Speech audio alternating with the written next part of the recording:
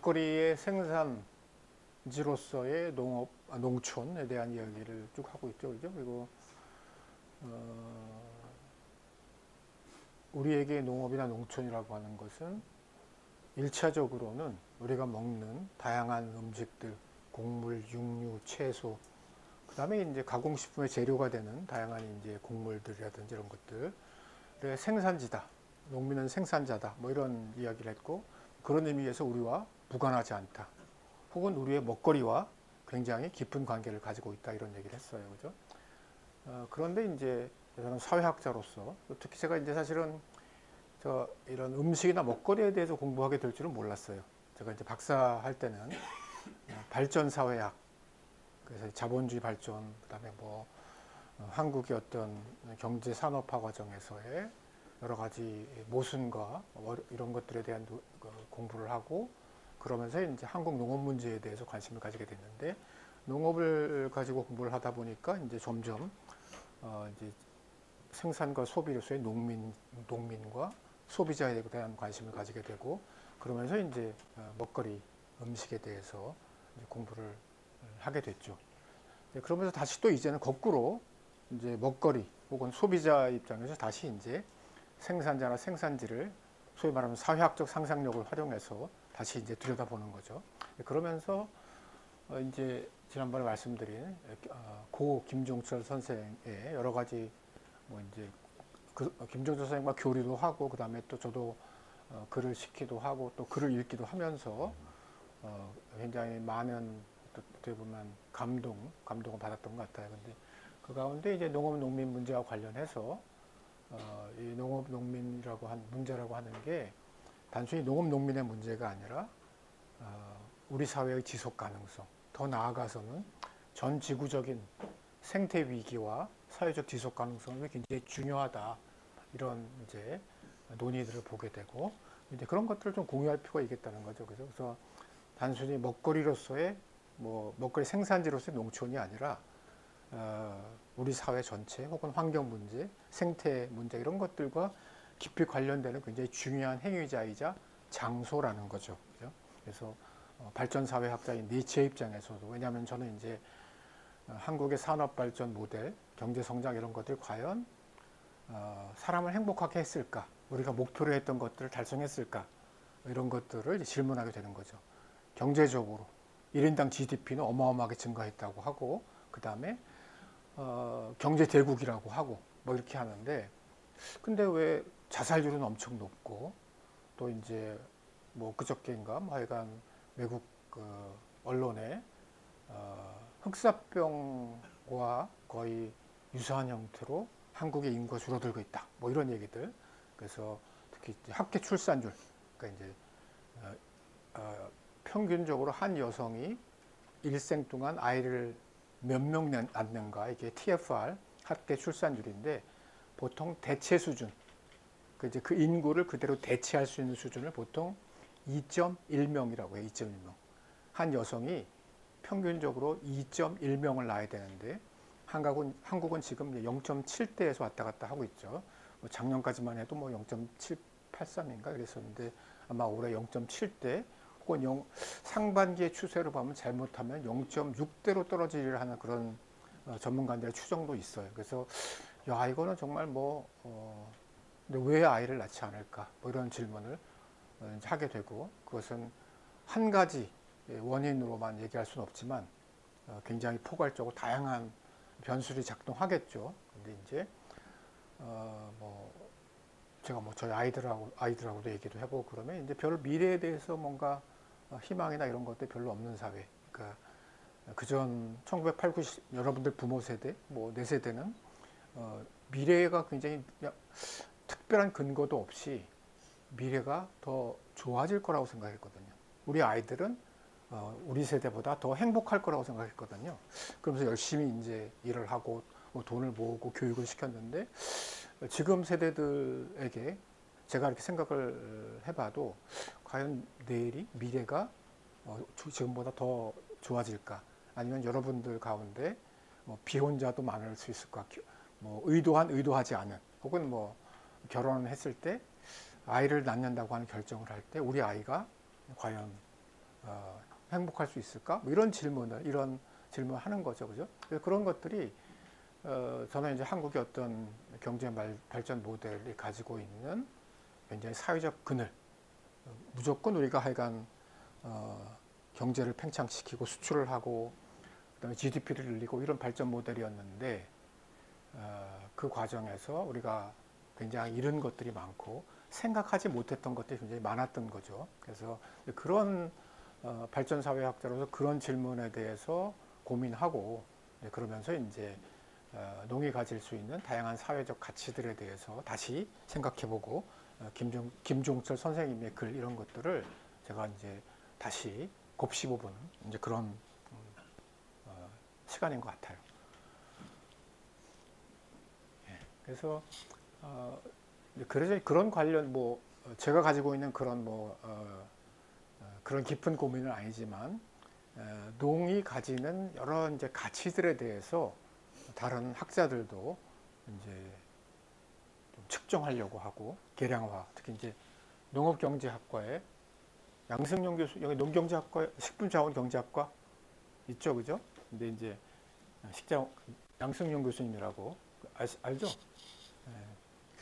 퇴임이 얼마 남지 않은 것 같은데 어쨌든 굉장히 젊고 의욕적으로 연구를 하시는 분인데 그분의 연구에 따르면 농업의 다원적 가치라고 하는 거는 이제 경제적인 것뿐만이 아니라 여기 있는 것처럼 환경 보전, 그죠? 농촌에 가면 여러분들이 지나가다 봐도 밭도 있고 논도 있고 뭐 이렇게 기본적으로 자연적인 요소들, 도시와는 다른 그런 자연 공간을 소위 말하면 도시는 인공 환경이라고 표현하거든요. built environment라고 해서 건물, 도로 뭐 이런 것들이고 그다음에 이제 농촌 지역에 가면 자연 환경이 많이 있죠, 그죠? 그래서 환경 보존, 논의 생태적 가치 굉장히 이런 것들을 계량화를 많이 하죠. 79조, 문화 경관, 그죠? 사람들이 뭐 그 관광도 가고 구경도 하고 그 지역에 가서 힐링도 받고 뭐 이런 것들, 농촌 활력, 식량 안보, 그다음에 임업 뭐 이렇게 해서 86조 정도의 86조 정도의 어마어마한 가치를 가지고 있다. 경제학자이기 때문에 경제학적으로 이제 계산을 했어요. 그리고 이제 김용렬 분이라고 하는 분이 이제 비슷한 관점에서 추정치가 조금 훨씬 적죠. 그러니까 이 추정치 어떻게 이런 소위 말하는 외부재, 경제학자들 외부재라고 하는 것, 혹은 뭐 시장에서 이렇게 교환되지 않는, 그죠? 컴퓨터나 이런 것들은 금방 교환이 되니까 그 화폐로 가치가 측정이 되는데 쉽지 않죠. 그래서 어쨌든 식량 안보, 우리가 이제 농사를 짓지 않고 외국에 사다 먹을 때 발생할 수 있는 여러 가지 취약성 이런 것들을 고려해서 식량 안보, 환경 보존, 지역사회 경제, 문화 경관, 국격 재고라고 하는 것도 집어넣네요. 국격 재고 이런 거에서 한 총 9조 정도. 그래서 이 추정의 범위는 좀 굉장히 넓긴 하지만 그러나 농이 가지는 다양한 역할들, 기능들이 있고 그런 것들을 화폐로 환산해 보자면 굉장히 큰 가치가 있다. 그래서 이것은 그냥 농민들의 문제가 아니라 한국인 전체가 굉장히 중요한 여러 가지 가치들을 보존해야 된다. 뭐 이런 이제 주장을 할 수 있겠죠.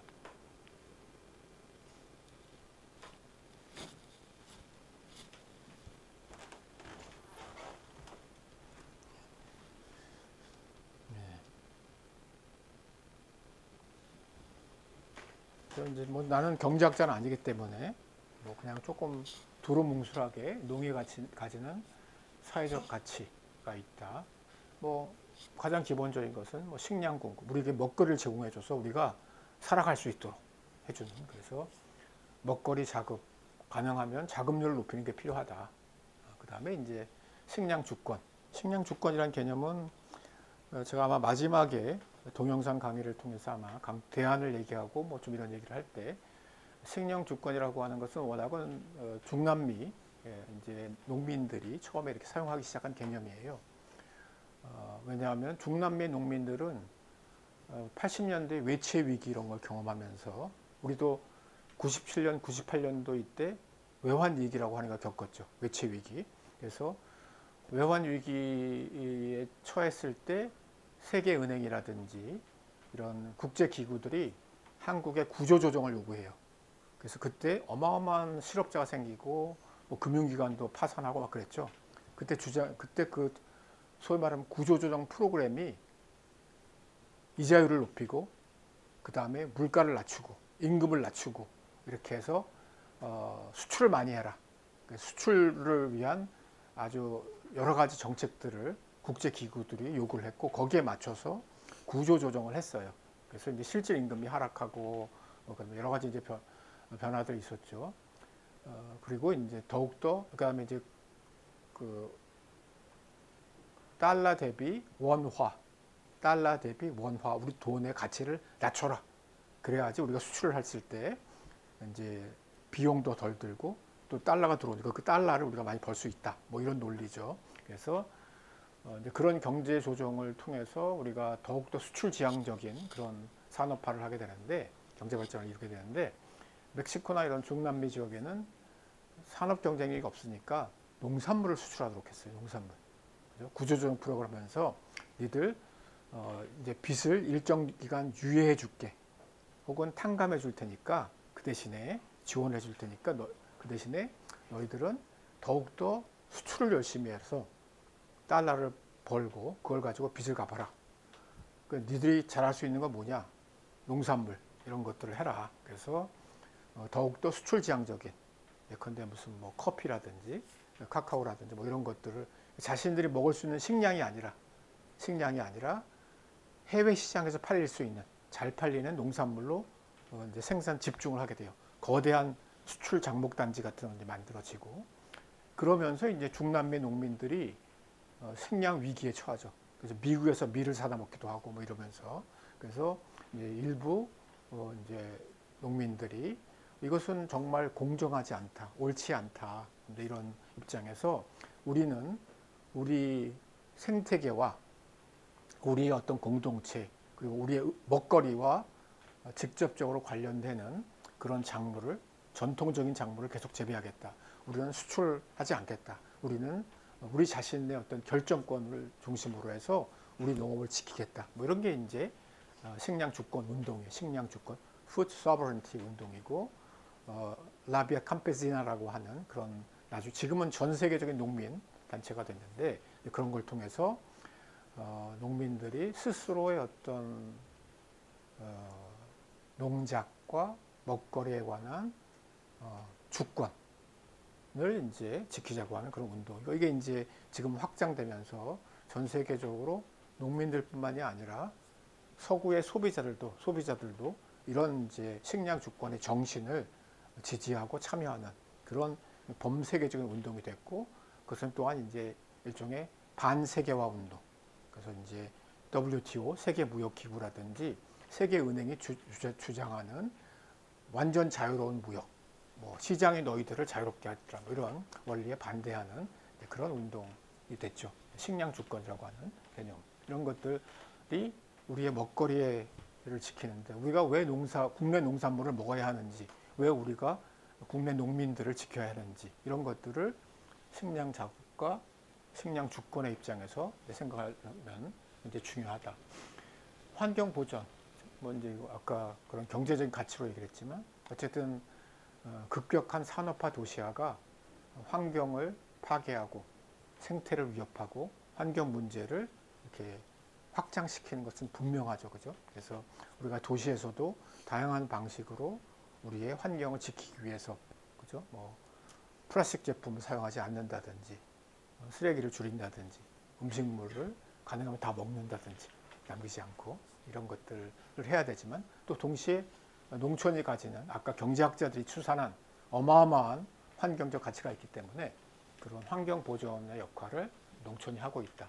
그리고 특히 이제 국제적으로도 국제 기본으로도 굉장히 중요한 정치적 의제가 된 기후 위기 어떻게 하면 우리가 계속해서 지금 지구 온난화가 진행되고 있고 인류세 담론이 굉장히 중요한 담론이 된 상황에서 어떻게 하면 이산화탄소 배출량을 줄이고 그 다음에 이미 돌이킬 수 없을 거라는 주장도 있긴 하지만 지구의 온도를 좀 천천히 올라가도록 할 것인가, 그와 관련해서도 굉장히 중요한 농업, 농촌, 농민의 역할, 이런 것들이 있다.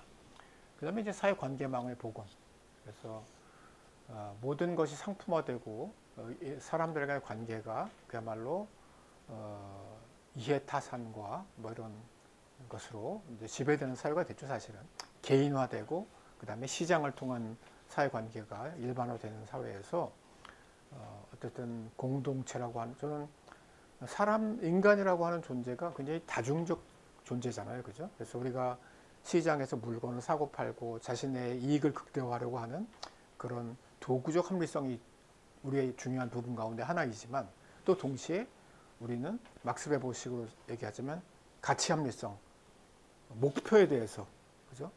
잘 사는 법, 행복하게 살기, 뭐 이런 것에 대해서 고민하는, 이런, 그래서 생태적 가치라고 하는, 그냥 소위 말하면 시장의 이익 극대화라고 하는 다른 가치, 이런 것들에 대해서도 고민하는 존재이죠. 그죠? 그리고 그 다음에 이제 다른 사람들에게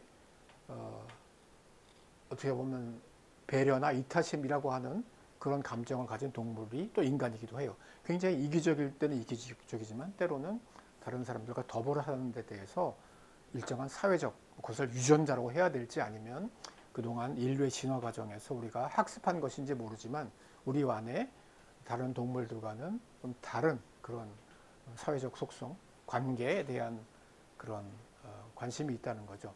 그래서 우리가 공동체를 만들고 혹은 뭐 사회적 약자를 배려하고 뭐 이런 것들은 다른 동물들에게는 발견할 수 어려운 것인데, 이런 것들이 어떻게 보면 농촌의 굉장히 중요한 가치거든요. 더불어 살기, 뭐 숟가락, 옆집 숟가락 뭐 몇 개인지도 안다, 뭐 이런 얘기들이 사람들의 관계가 소위 말하면 2차적 관계, 이해관계, 물론 이해관계가 작동하죠. 다 인간들이니까. 그러나 공동체가 가지고 있는 그런 이제 가치가 좀 더 중요한 사회가 농촌 사회이고, 또 더 나아가서 이제 사실은 아까 말씀드린 대로 우리가 뭐 어떻게 보면 제가 계속해서 좀 강조하는 것 가운데 하나인데, 음식, 먹거리라고 하는 거를 매개로 해서 우리가 생산자와 소비자가 연결되어 있다고 하는 것, 이런 것들을 이제 알게 되고, 먹거리를 통해서 우리가 뭐 직거래를 통하든 아니면 협동조합을 통하든 이런 걸 통해서 사회관계망을 이제 강화하는, 신뢰하고, 뭐 생협의 굉장히 중요한 가치는 사실은 생산자, 소비자들 간의 신뢰거든요. 그래서 생산자들이 좋은 먹거리, 소비자가 믿을 수 있는 먹거리를 만들고, 소비자들은 또 그 농민들의 삶에 대해서 일정한 책임의식을 느끼고, 단순히 뭐 시장의 가격의 부침이 아니라 믿음을 기반으로 한 그런 이제 사회적 경제를 만들어가는 이런 것들이라고 할 수 있겠죠. 그런 의미도 있다. 그리고 이제 김영철 선생의 그런 어떤 표현을 존중하면서 지속 가능한 사회를 위해서, 또 제가 덧붙이자면 행복한 사회 만들기, 우리 삶을 행복하게 만들기 위해서 농업이 가지고 있는 여러 가지 의미나 가치들이 굉장히 중요하다, 이렇게 생각을 합니다.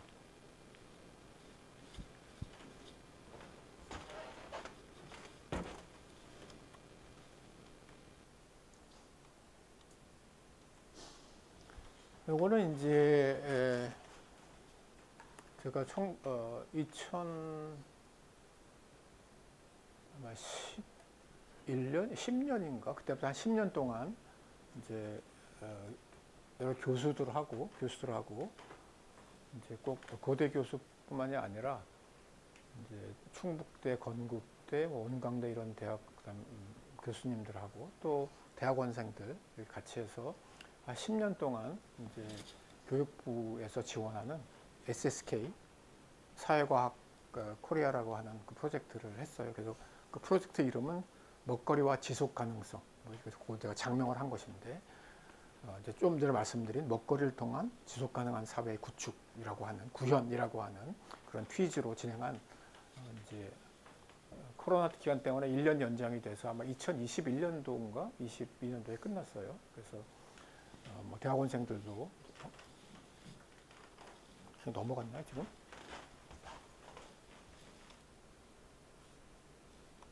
아니군요.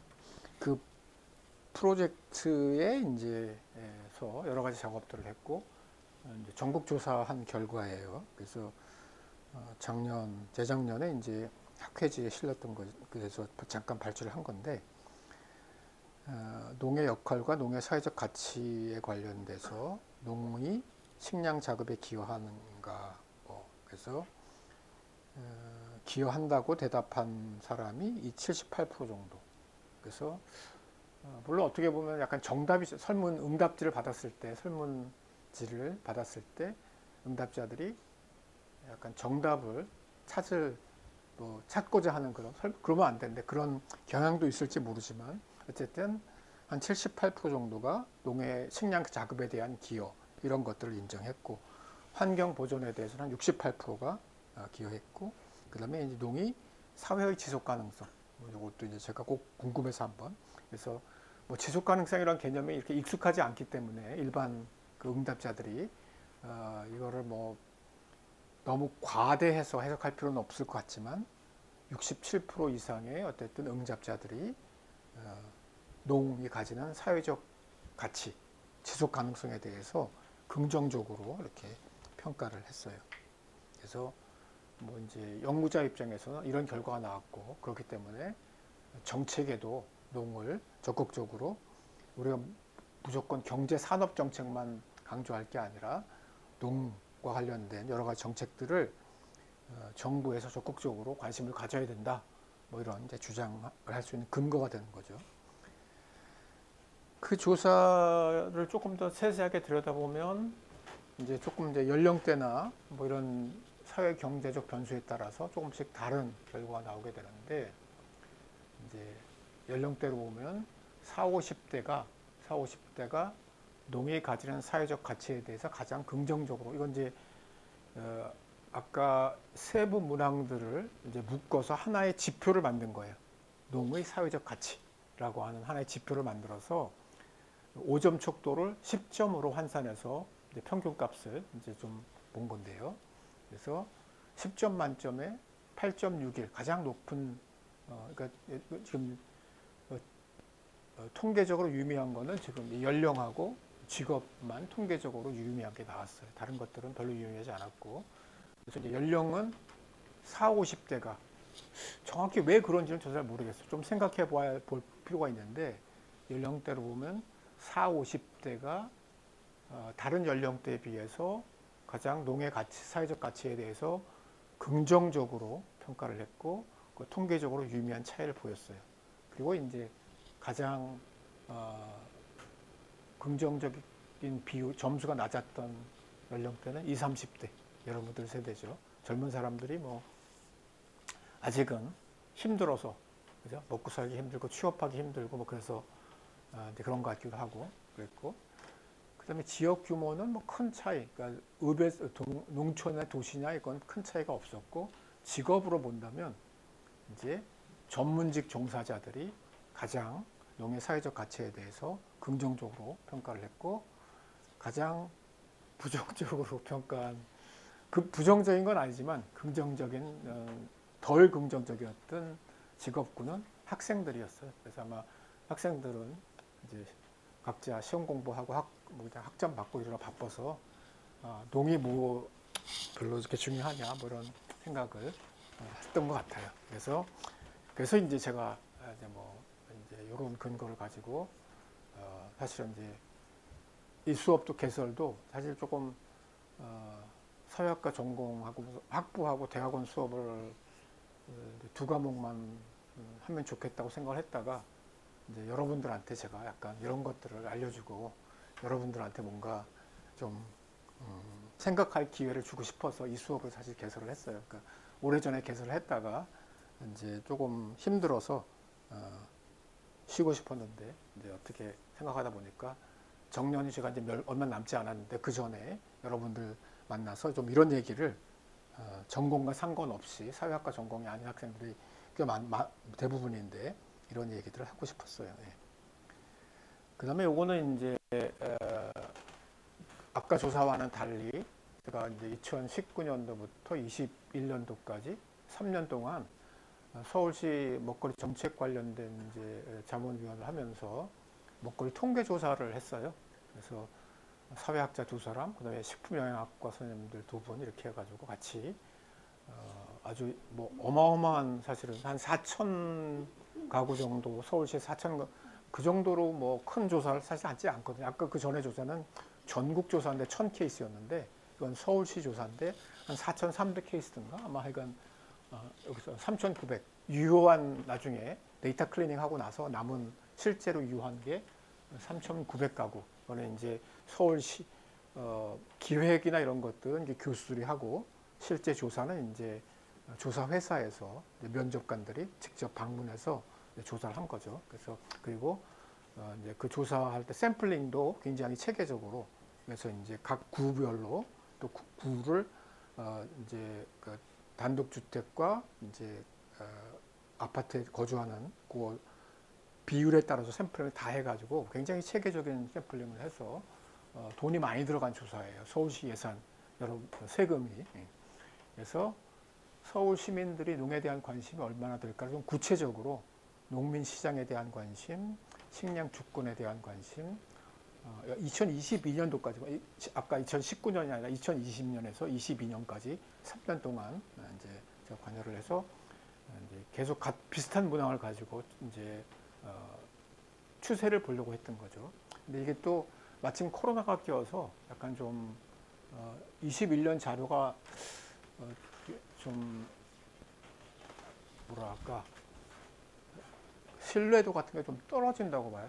해놓고 보니까 아무래도 코로나기 때문에 대면 조사를 거부한 가구들이 많아서 그럴 경우에 이제 온라인도 대체한다든지 뭐 이런 식으로 조사 회사도 고생을 했는데 결과를 추세를 쭉 놓고 보니까 약간 돌출적이죠. 그 가운데가. 그래서 그냥 2020년과 22년 정도를 그냥 비교하면 좋겠다. 뭐 이런 생각이 들긴 해요. 근데 어쨌든 그렇게 보더라도 2020년과 22년 두 해를 비교해 볼 때 서울 시민들이 농에 대한 관심이 좀 높아졌다. 서울시에서는 그렇게 해석하고 싶어 해요. 그래서 이제 뭔가 여러 가지 프로그램을 자신들이 이제 하고 있는 프로그램들 이런 것들이 좀 효과를 보고 있다. 뭐 이렇게 이제 그래서 농민 시장에 대한 관심 4.99점 만점에 그러니까 10점 만점에 4.99점에서 5.69점으로 식량 주권에 대한 관심도 높아졌고 식량 자급에 대한 요거는 식량 자급이나 주권에 대한 관심은 사실은 코로나 기간 동안에 있었던 이제 국제 그 농산물 유통망의 어떤 어려움이라든지 이런 것들을 고려하면 이게 굉장히 중요하구나. 그래서 유통망 문제 이런 것들 이런 거 관련시켜 보면 사람들이 이제 무역이 언제나 안정적인 건 아니구나. 그러니까 우리 자신이 먹을 농산물을 좀 이렇게 우리 농민들이 생산하는 게 좀 필요하겠다. 귀농 귀촌에 대한 관심은 그렇게 높아지지 않았고 상생, 도시와 농촌의 상생에 대해서는 또 굉장히 긍정적이었다. 뭐 이런 이제 결과들을 볼 수 있었습니다.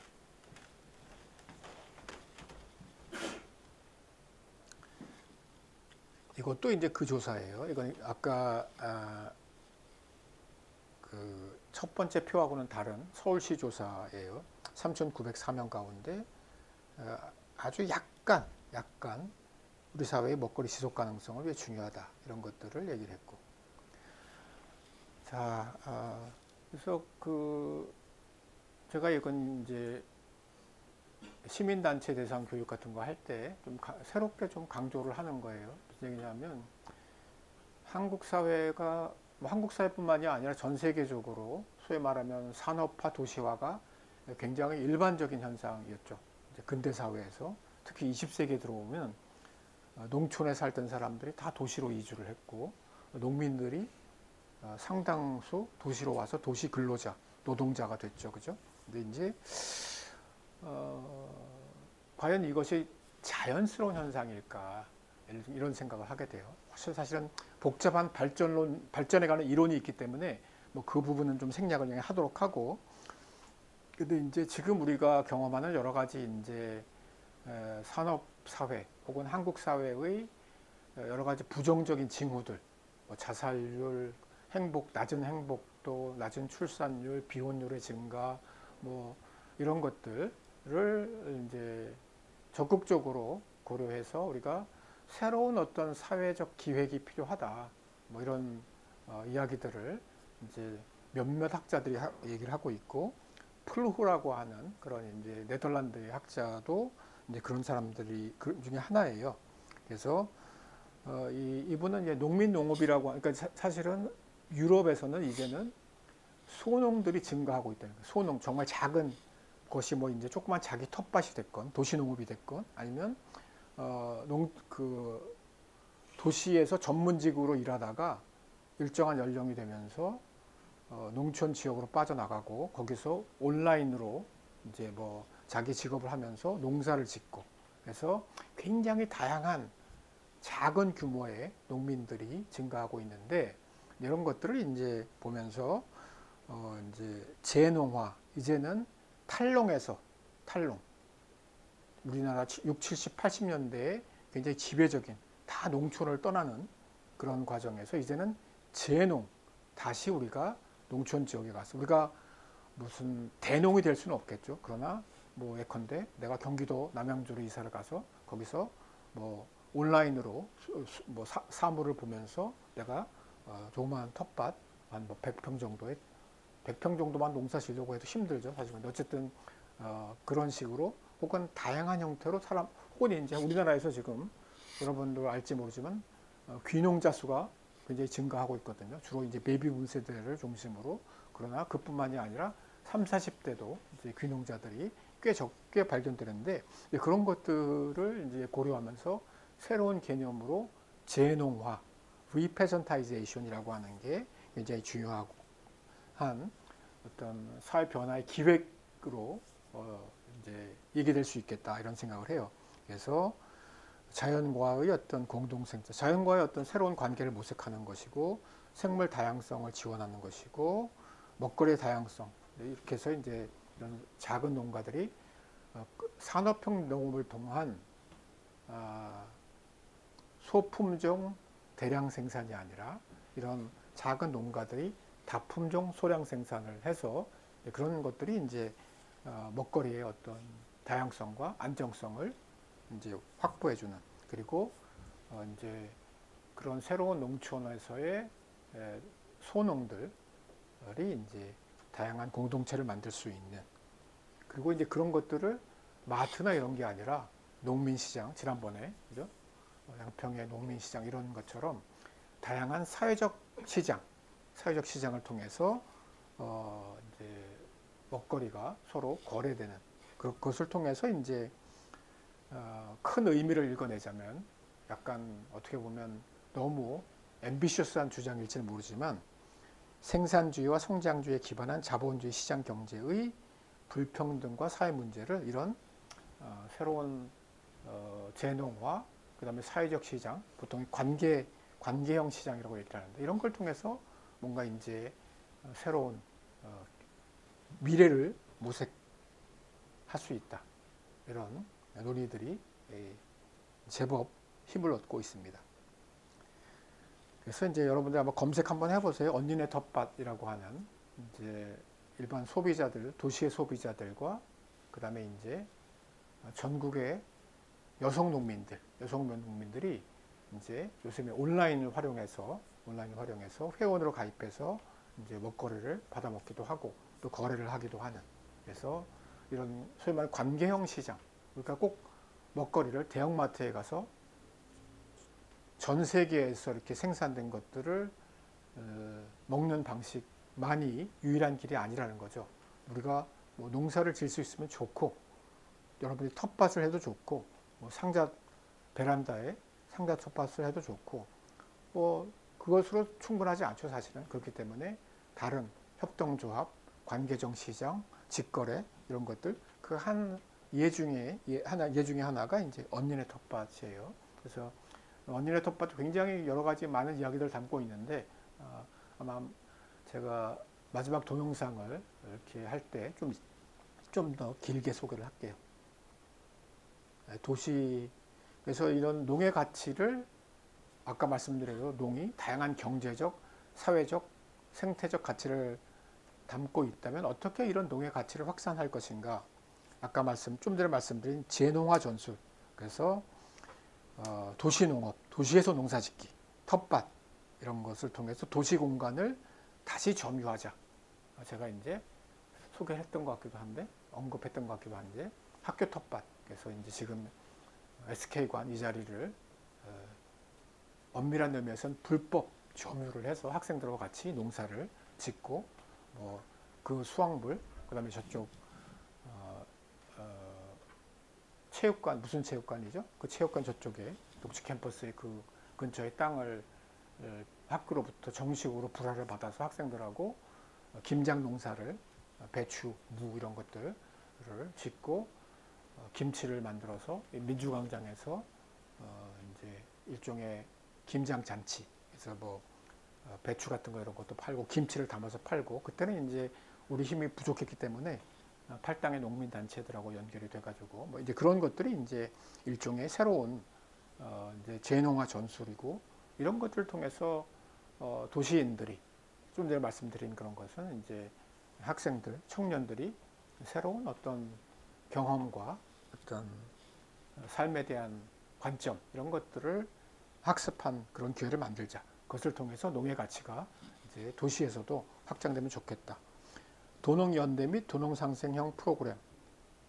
언니네 텃밭 같은 경우는 아주 어떻게 보면 초기 단계의 공동체 지원 농업이에요. 공동체 지원 농업.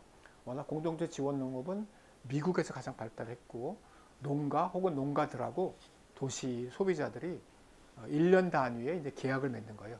그래서 농민이 생산한 것을 그냥 주는 대로 받아먹는 그런 시스템이거든요. 그래서 1년치 회비를 미리 내요.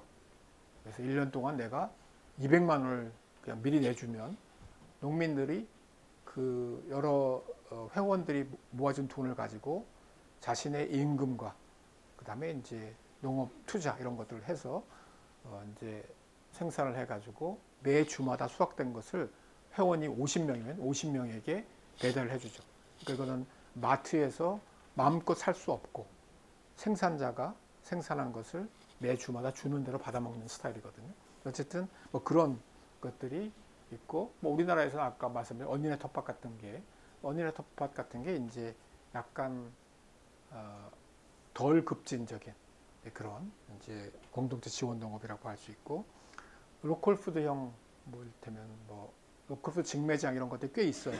그 다음에 이제 농민 장터, 농민 시장 이런 것들도 이런 도농 상생형 프로그램이고, 이런 것들을 통해서 우리가 우리의 소비를 통해서 이제 이런 농의 가치를 우리가 생각해보는 그런 게 되겠고요.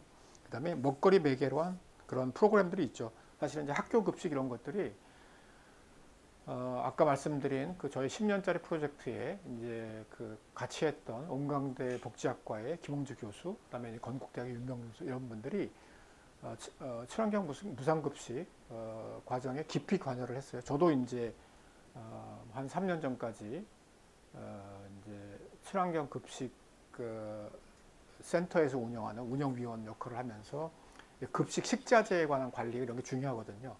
수산물이면 수산물, 농산물이면 농산물을 원산지 이런 것들을 실제 방문해서 지역 농민들을 선정하는, 업체를 선정하는 이런 과정들. 어쨌든 학교 급식에 그 단순히 학생들에게 좋은 음식을 먹이자, 무상으로 먹이자 이런 것뿐만이 아니라, 사실은 그걸 통해서 학생들이 우리 그 먹거리 생산자, 농민들에 대해서 생각하고 혹은 또 감사한 마음을 가지고 이런 것들을 사실 기획할 때는 많이 집어넣는데 별로 그런 거 생각 안 하죠, 그죠? 그래서 이제 그 평가를 그 친환경 부산급식 10주년 평가를 아마 재작년인가 언젠가 그 심포지움을 했는데 그런 얘기들이 좀 나왔어요. 그래서 이게 단순히 그냥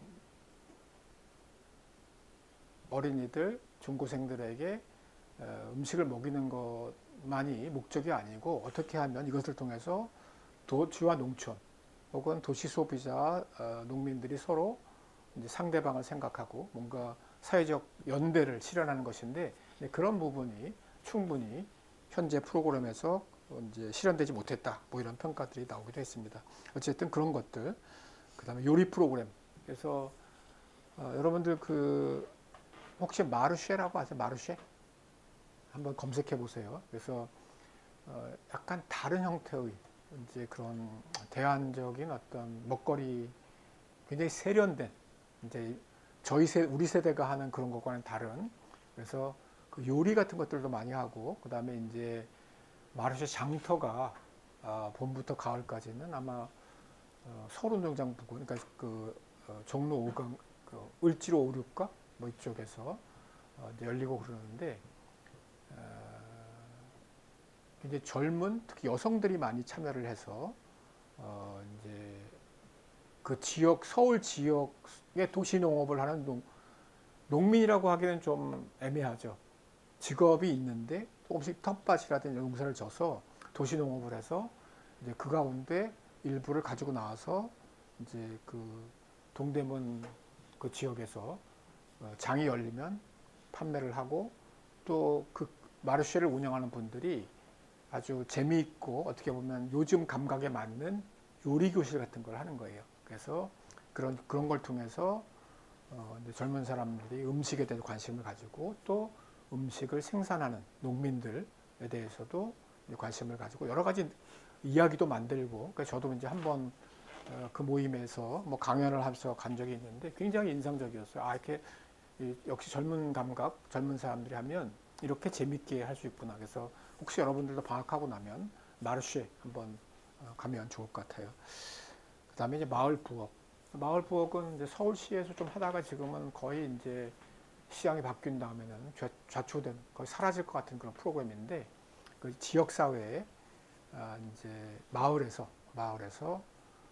이제 마을 주민들을 모아서 이제 요리하는 법을 배우고 또 그것을 같이 나눠 먹는 그렇게 해서 굉장히 소외되고 개인화된 도시인들이 지역사회를 기반으로 일종의 공동체적 먹기 혹은 사회적 먹기, 커뮤널 이팅이라고 얘기를 하죠. 그래서 같이 이렇게 음식을 먹는, 같이 요리도 하고 음식을 나눠 먹는 뭐 그런 프로그램이에요.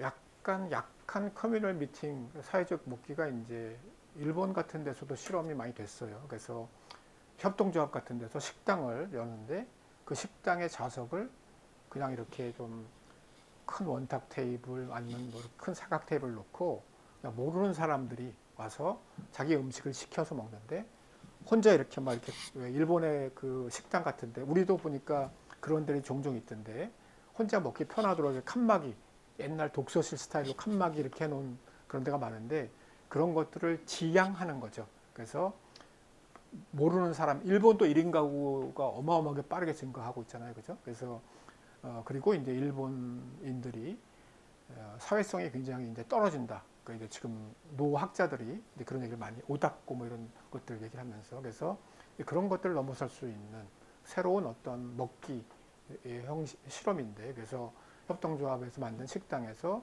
그런 공간 배치를 이제 서로 어울릴 수 있도록 하고, 혼자 그냥 사는 사람들 혹은 혼자 먹는 사람들이 와서 이를테면 옆에 있는 사람하고 이야기를 하면서 이렇게 밥 먹을 때 밥만 먹는 게 아니라 뭔가 대화도 하고 사회적 관계를 이제 경험하는 뭐 이런 것들을 통해서 이제 그런 프로그램들을 통해서 먹거리의 중요성과 농의 어떤 가치를 확산할 수 있지 않을까 뭐 이런 생각을 해봤습니다. 자.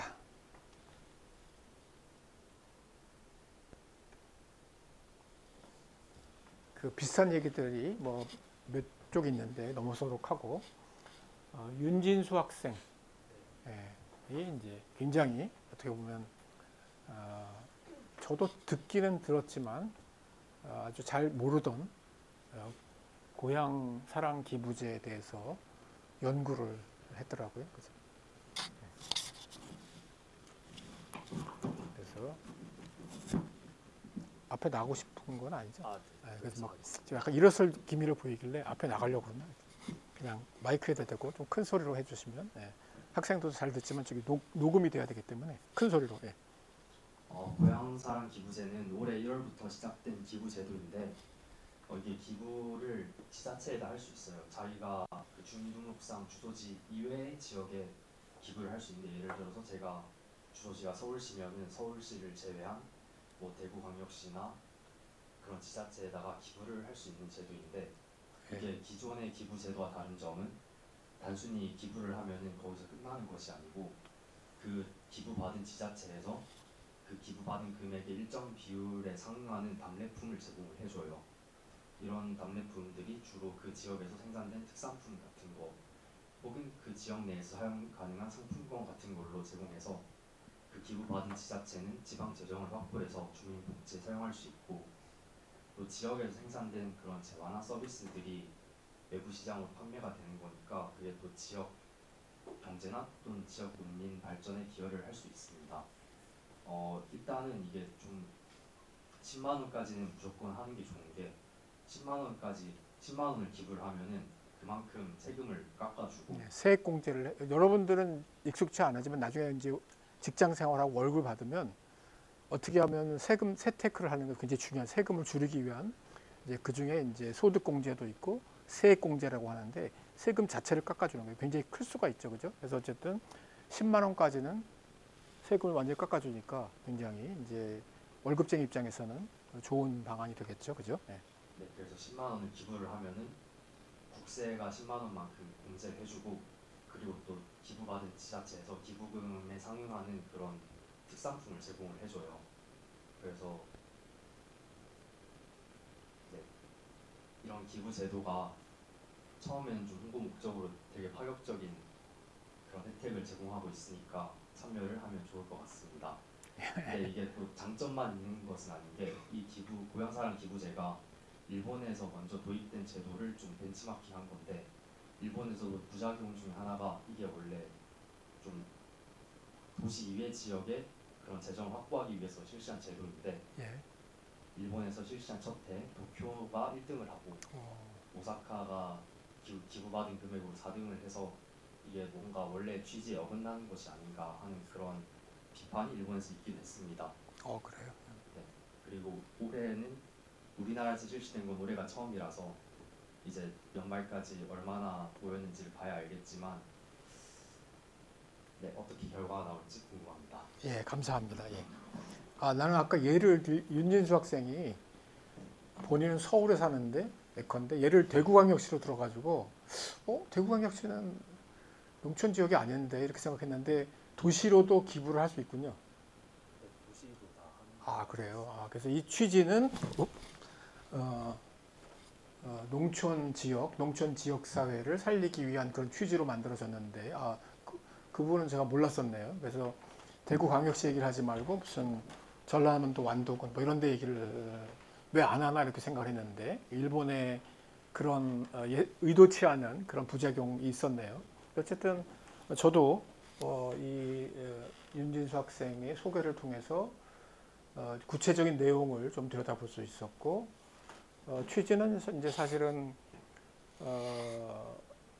농촌 지역이 인구 과소화, 인구가 점점 줄어들고, 그다음에 고령화되고 초고령화가 심화되고, 농촌 경제가 굉장히 어렵기 때문에 이런 농촌과 농민들에게 도움을 주자. 그래서 특히 이제 도시의 농촌의 어떤 뿌리를 가지고 있는 사람들, 혹은 이제 농촌에 대한 관심을 있는 사람들이 우리 고향 혹은 고향이 아니더라도 우리 농촌을 위해서 기부도 하고, 기부를 활성화시키고 기부 문화를 활성화시키고, 그것을 또 이제 동기화하기 위한 그런 이제 프로그램을 만든 것 같아요. 그래서 실제로 기부금 10만 원까지 전액 세액 공제니까 사실은 그냥 뭐 10만 원, 그러니까 지금 여러분들은 이제 소득이 없기 때문에 대부분 이제 별 의미가 없을지 모르지만, 직장인들에게는 기부도 하고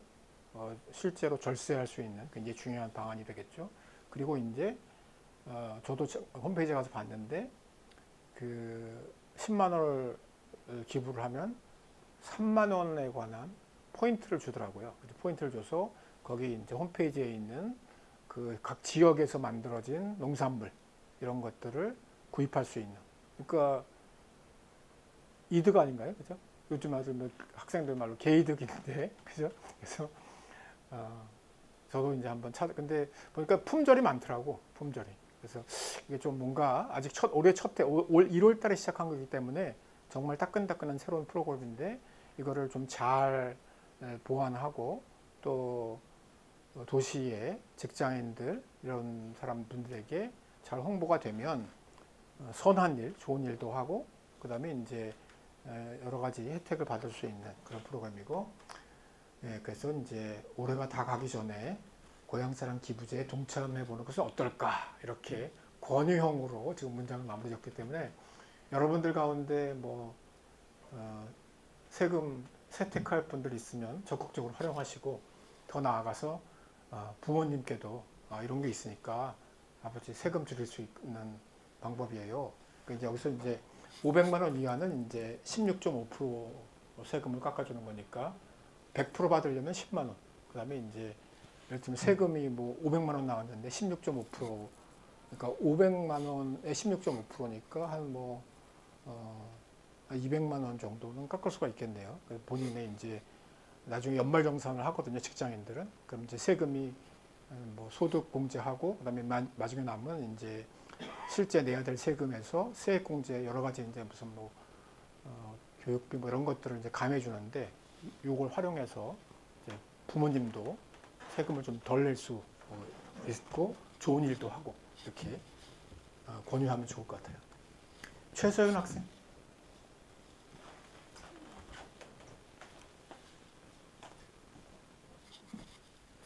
큰 소리로 마찬가지로 부탁드릴게요. 뭐 편한 대로 하세요. 예. 잘 내용을 요약해줘도 좋고 아니면 저는 급식 메뉴에 있어서 사람들이 선호하는 음식과 그리고 균형의 영양균을 고려한 식단이 서로 달라서 생기는 음식물 쓰레기 문제에 관해서 썼는데요. 이제 학교 다닐 때 항상 뭐 잔반 없는다 이런 걸 너무 많이 접하다 보니까 그냥 오히려 너무 많이 듣는 문제여서 별 문제가 아닌 것 같다는 생각을 했어요. 어차피 잔반은 생길 수밖에 없는 거고 불가피한 일이라고 생각을 했는데 이번에 조사하다 보니까 학생 수가 줄어들었음에도 불구하고 전국적으로 그 급식 음식물 쓰레기 양이 상당히 증가했더라고요. 그래서 학생들이 남기는 잔반이 생각보다 음식물 쓰레기를 많이 늘리는구나라는 걸 느꼈고 그래서 글을 쓰게 됐습니다. 또한 이제 이 대학에 와서도 학식을 이용하는데 보통은 거의 기다리지 않고 학식을 먹을 수 있었는데 치킨 마요 덮밥과 떡볶이 이런 메뉴가 나온 날이 있었어요. 근데 그때는 거의 학식 제공받는 시간 내내 사람들이 줄을 서 있더라고요. 그래서 이런 급식 메뉴에 대한 선호가 굉장히 사람들이 강하구나라는 거를 생활에서 느꼈던 것 같습니다. 그래서 이제 교육청에서는 이 코로나19로 인해서 학생들의 배달 음식을 더 많이 접하다 보니까 입맛이 더 자극적으로 변했고 또 이제 한국이 점점 서구적인 입맛으로 변하다 보니까 그게 급식 메뉴 선정이 어려움을 겪는 주요 원인으로 꼽았는데요. 저도 이제 제 동생이 지금 어린 초등학생인데 확실히 코로나 때 배달 음식을 많이 시켜 먹으면서 그 이후로는 집밥을 잘 안 먹으라고 하더라고요. 뭔가 맛있는 메뉴가 아니라면서 엄마한테. 그래서 이게 제가 쓴 주제가 내 생활과 생각보다 많이 연관돼 있구나 싶어서 이런 글을 적었습니다.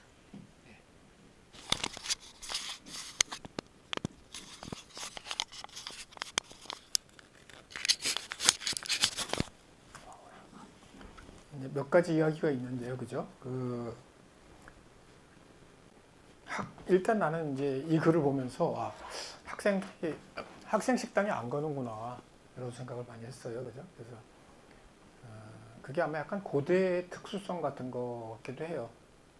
제가 이제 지난주에 그 박사학위 논문 심사가 있어서 지방대학 선생님들을 만나서 얘기를 하다 보니까 강원대 학생님이셨는데 교내 식당이 바글바글 한다 그러더라고요. 왜 그러냐 그랬더니 이제 가격이 저렴하고 그다음에 음식이 이제 좋은 편이다.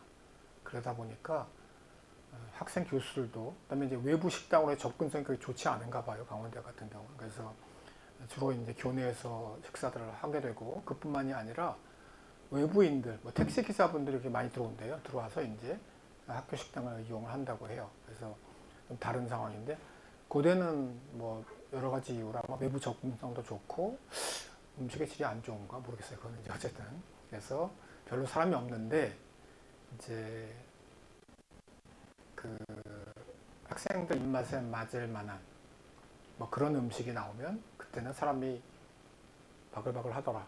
뭐 떡볶이 이런 거 좋아하나 봐요. 어쨌든 그래서 이제 이런 과정에서 이제 사실은 급식을 통해서 그러니까 잔반이라고 하죠. 학생들이 다 먹지 않기 때문에 아마 초중고등학교도 마찬가지일 것 같긴 한데 어쨌든 잔반 음식물 쓰레기가 굉장히 많이 나온다. 뭐 이런 것 하나 하고 또 하나는 이제 이 급식의 딜레마라고 할까요? 학생들의 입맛과 그다음에 이제 학교 급식 같으면 이제 초중고등학교 영양사분이 꼭 학교마다 계시잖아요, 그죠? 영양사분들이 나름대로 건강 이런 것들 고려해서 메뉴를 선정하는데 그것들 간에 간극이 있다는 거죠, 간극이. 학생들이 좋아하는 거는 뭐 인스턴트 푸드라든지 뭐 하여간 뭐 돈가스 뭐 이런 것들이 있더라고요, 그죠? 그래서 햄버거 뭐 이런 것들이 이제 현장에서 느끼는 큰 고민거리예요. 그래서 이 괴리를 어떻게 극복해야 할까 뭐 이런 얘기를 했어요. 그래서 혹시 이 관련해서 뭐 한두 마디 얹을 분 있을까요?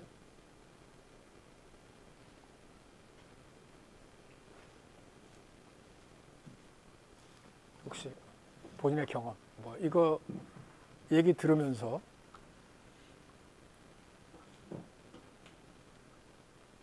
어때? 본인은 어떻게 학생 식당을 많이 이용하나요?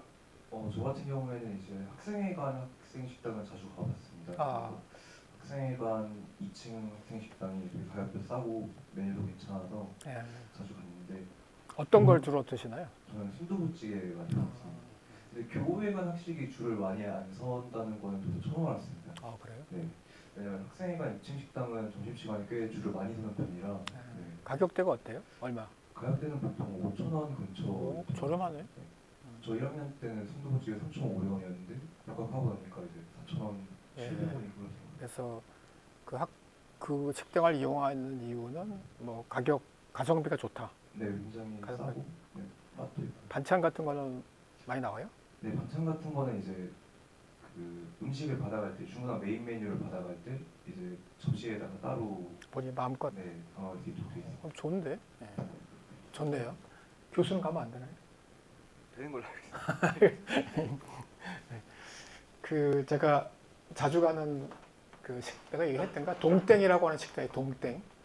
동그라미 동자에다가 동땡하려고 하는 식당이 있는데 약간 집밥에 가깝다고 생각해서 반찬도 여러 가지 있고 근데 그 사장님이 제가 굉장히 오랫동안 이제 그 집을 처음부터 다녔기 때문에 잘 아는데 이제 음식 맛이 점점 달아진다. 이거 제가 이제 뭐 좀 지적을 했는데 어쩔 수 없다 그러더라고요. 자꾸 이제 학생들이 하다못해 제육볶음 이런 데 설탕을 많이 넣어야 잘 먹는다 뭐 이런 얘기를 해요.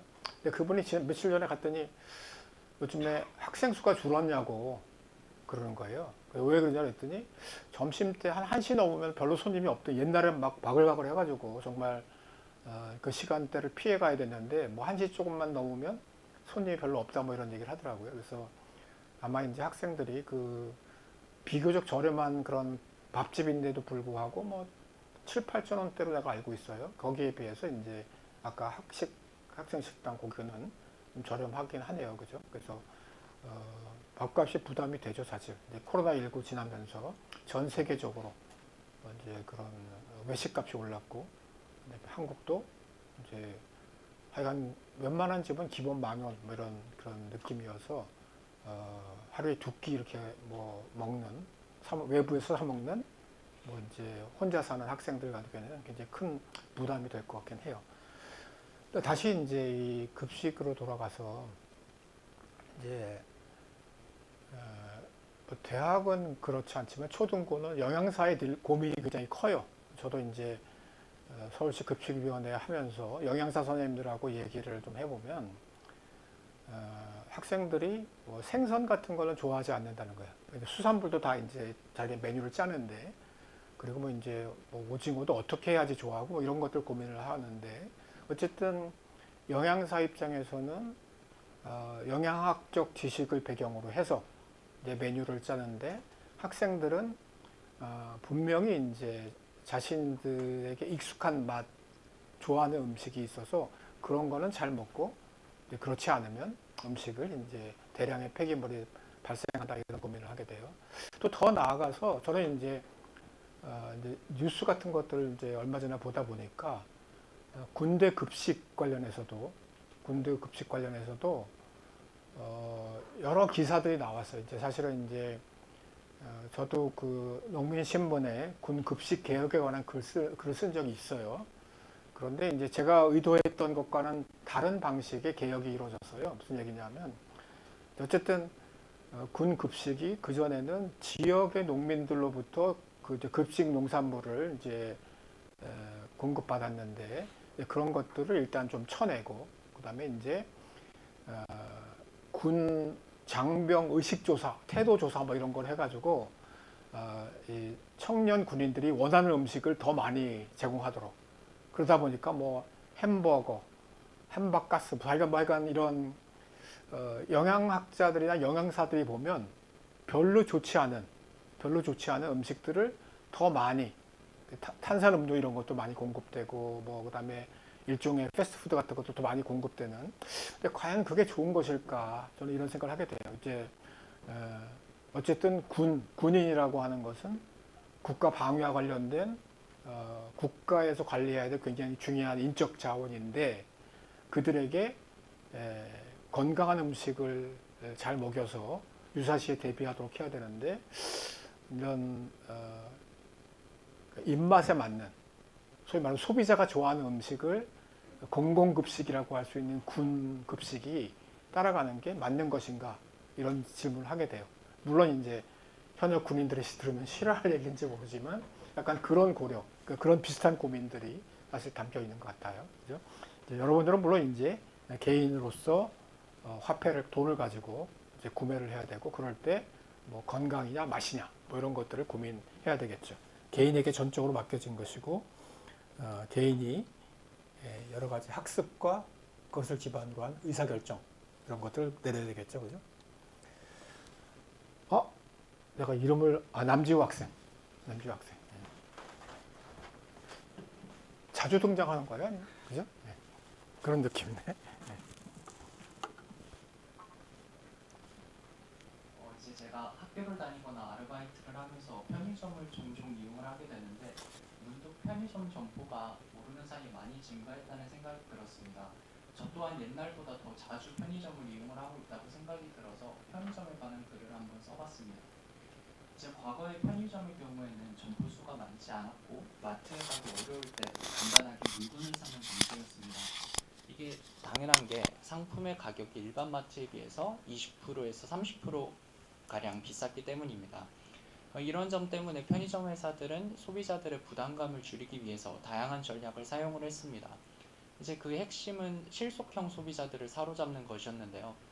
가장 특징적인 것은 PB 상품이라고 불리는 자체 브랜드를 앞세워서 대형마트와의 초저가 상품 경쟁을 시작한 것입니다.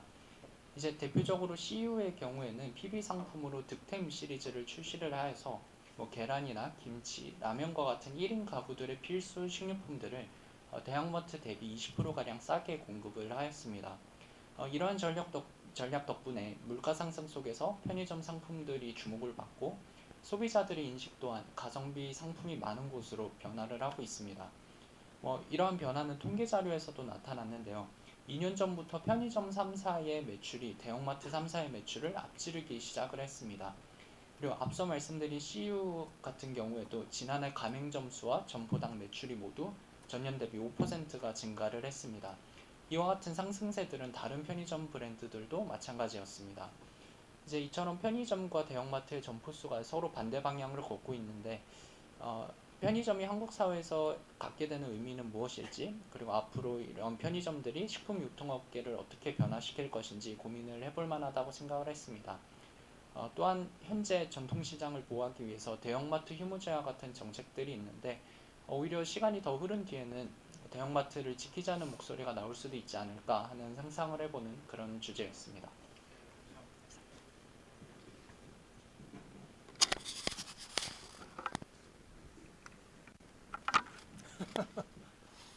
상상을 해보는 바로 뒤에 앉은 남지우 학생의 이야기를 듣고 한 말씀 해주시기를. 편의점 자주 사용하시나요? 네, 자주 사용합니다. 네. 거기서 어떤 것들을 먹을거리를 어떤 것들을 저는 주로 이제 라면이나 과자 같은 그런 간단한 식품들을 주로 사서 먹습니다.